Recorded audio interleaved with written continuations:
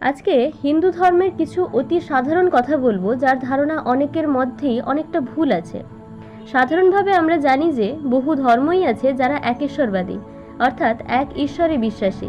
যেমন খ্রিস্টানরা জেসাস খ্রাইস্টে, মোহাম্মদিয়ানরা মোহাম্মদে, বুদ্ধিস্টরা গৌতম বুদ্ধে। কিন্তু অনেকেই আছেন, ইনফ্যাক্ট আমাদের হিন্দু ধর্মের মধ্যেই অনেকে আছেন যারা ভাবি যে হিন্দু ধর্ম বহু দেবতার ধর্ম।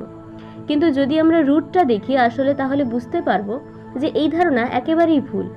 হ্যাঁ, আমাদের বিভিন্ন পুরাণে বিভিন্ন দেবতার নামের উল্লেখ আছে ঠিকই, কিন্তু আসলে হিন্দু ধর্ম একেশ্বরবাদ। বেদে প্রধান একজন দেবতারই উল্লেখ আছে, যিনি হলেন পরমাত্মা। বিভিন্ন পারপাস অনুযায়ী বা বিভিন্ন ক্ষেত্রে এই পরমাত্মা বিভিন্ন রূপ নেন। যেমন যখন ধ্বংসের প্রয়োজন হয়, পরমাত্মা ধ্বংসের দেবতা শিবের রূপ নেন। যখন সৃষ্টির দরকার হন, তিনি হন ব্রহ্মা। যখন পালনের দরকার হয়, তিনি হন বিষ্ণু। এইভাবে বিভিন্ন প্রয়োজনে